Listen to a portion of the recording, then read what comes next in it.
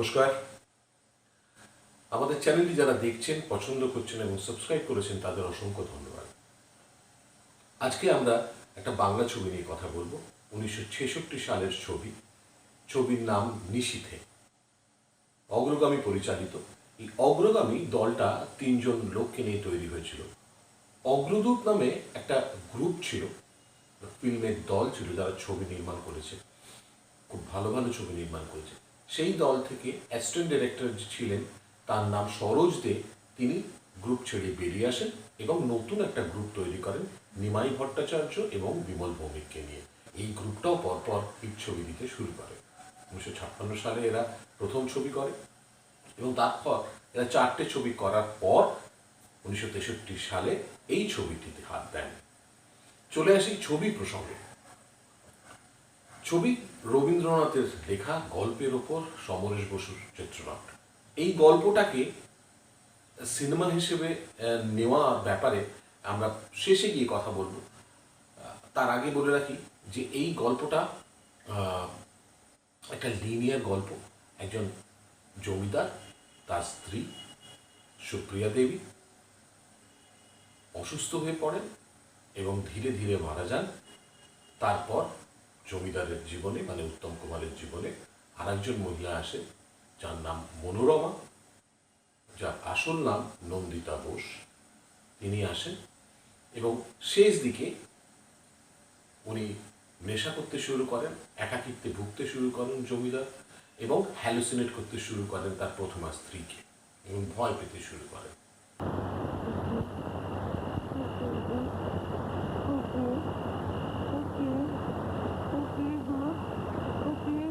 শেষ পর্যন্ত গিয়ে যতক্ষণ না তার দ্বিতীয় স্ত্রী নন্দিতা বোস বা মনোরমা তার হাত ধরেন, ততক্ষণ এই একাকিত্বের যন্ত্রণা এবং এই ভয় উনি পেতে থাকেন এবং মদ্যপ হয়ে যান। শেষে দেখা যায় যে এই থেকে উনি বেরিয়ে আসছেন। কিন্তু মনে এই ছাড়া আমার আর কোনো পথ খোলা নেই। না ওগো, না না না না, কে বললে তোমার পথ নেই? কেন তুমি এমন করে ভাবছো? কেন ভাবতে পারছো না সব অপরাধের ক্ষমা আছে? চিত্রনাট্য যেভাবে লেখা হয়েছে গল্পের সঙ্গে তাল মিলিয়ে গল্পটাকেই মানে সেন্টার পয়েন্টে রেখে চিত্রনাট্য করা হয়েছে। কিন্তু সমস্যাটা হচ্ছে এই গল্পটা ভীষণ দুঃখের একটা গল্প। এর মধ্যে উচ্চনীচ কিছু নেই। মানে এখানে এই গল্পটা, এই সিনেমাটা পুরোটাই দুঃখের সিনেমা। একটা গভীর সাইকো অ্যানালিটিক্যাল থিমের ওপর এই ছবিটা দাঁড়িয়ে আছে। একটা মানসিক দ্বন্দ্ব, একটা মানসিক স্তরের কিছু ভয়, কিছু আকাঙ্ক্ষা, কিছু পাওয়া না পাওয়া, সমস্ত কিছু নিয়ে এই ছবিটি তৈরি হয়েছে। এই ছবির পরিচালনার কথা বলি। পরিচালনা অনবদ্য পরিচালনা। প্রতিটা ক্ষেত্রে এরা কেউ ছবিটা করার জন্যে ছবির গল্পকে বা ছবির নির্যাসকে কোনোভাবে অন্যভাবে পোট্রে করার চেষ্টা করেননি। গল্পটা পড়ে যে ধরনের একটা অনুভূতি তৈরি হয়, সেই ধরনের অনুভূতিটাকে এরা ইনট্যাক্ট রাখতে চেষ্টা করেছে। মজার কথা, এটা আগেকার দিনে ছিল। মানে আমি ডিরেক্টর বা আমি রাইটার বা আমি অ্যাক্টর বা আমি মিউজিক ডিরেক্টর বলি আমাকে অন্যরকম কাজ করে দিতে হবে, তা নয়। এটা অ্যাকচুয়ালি কাহিনী বা ডিরেক্টরের যে কনসেপ্ট, সেটাকে সাপোর্ট দেওয়াটাই কিন্তু তাদের কাজ, এবং সেটা কিন্তু সেই অর্থে এরা খুব ভালো করে করেছে। আমরা অনেক ক্ষেত্রে দেখতে পাই শুরুতে এক্সপেরিমেন্টাল ফিল্মের মতো ফার্স্ট ফিল্মে তারা একটা খরচ তৈরি করছে, একটা কারণ তৈরি করছে, একটা দৃশ্য তৈরি করছে, যেটা দিয়ে বাদবাকি ছবির একটা প্রেক্ষাপট তৈরি হচ্ছে। এটা খুব অসাধারণ। 63 ফিল্মে অসাধারণ জিনিস এটা। কিন্তু আজকের ছবিতে দেখলে আমরা বাহ বাহ বলবো হয়তো, কিন্তু তখনকার ছবিতে এইসব জিনিস ছিল। আরও প্লাস ফ্রেমিং, অসাধারণ কিছু ফ্রেমিং দেখতে পেয়েছি আমরা এখানে। অফ দ্য ক্যামেরা কিছু ডায়লগ, যেটা আজকের দিনে আমাদের মনে হয় ভীষণ এক্সপেরিমেন্টাল ব্যাপার। ক্যামেরা যাকে ধরছে না বা ক্যামেরা যার দিকে নেই, সেই ডায়লগ দিচ্ছে। মানে আমি এখানে বসে আছি, অন্য কেউ পাশ থেকে কথা বলে যাচ্ছে, আমি সেটা শুনছি এবং ক্যামেরা আমাকেই শ্যুট করছে, তাকে দেখাচ্ছে না। এই ধরনের জিনিসগুলো আজকের ছবিতে দেখা যায়, কিন্তু 63 সালের ছবিতে এই ধরনের জিনিস নিয়ে এক্সপেরিমেন্ট করা, এটা সত্যি অনবদ্য ব্যাপার। যাও, এতক্ষণ বোধহয় তোমার খাবার গরম করা হয়েছে। নিরু, আমি খাবো না।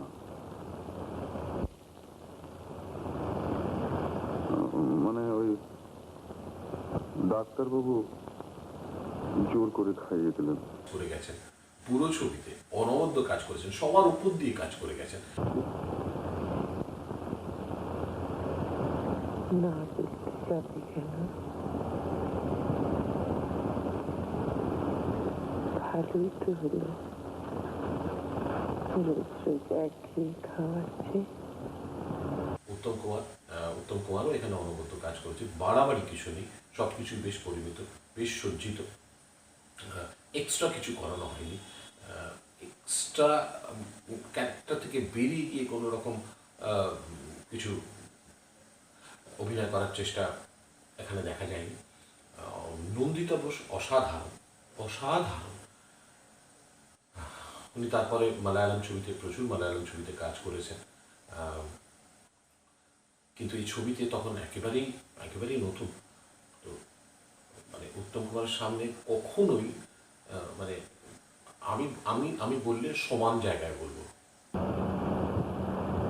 আগে সব খেতে বলছি, আগে সব খেতে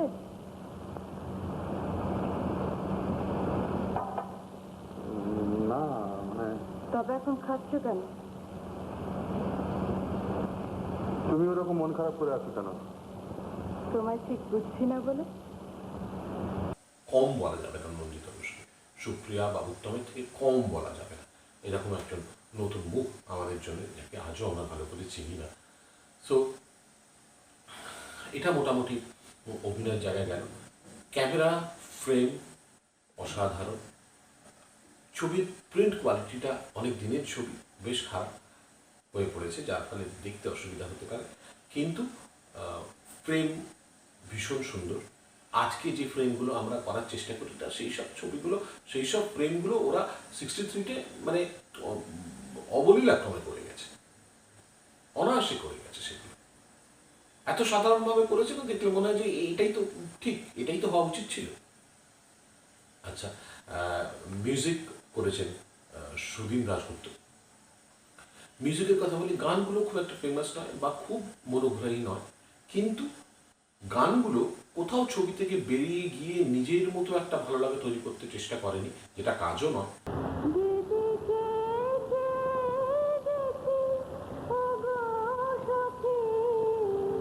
মোটামুটি ওভারঅল সব কিছু মিলিয়ে একটা অনবদ্য সৃষ্টি। এটা দেখুন, ইউটিউবে পাবেন ছবিটি। তবে ছবির বিষয়ে কিছু কথা বলা ভালো, সেটা হচ্ছে আমার ছবিটা দেখতে গিয়ে মনে হচ্ছে এরকম গল্প নিয়ে ছবি করাটা হয়তো উচিত হয়নি।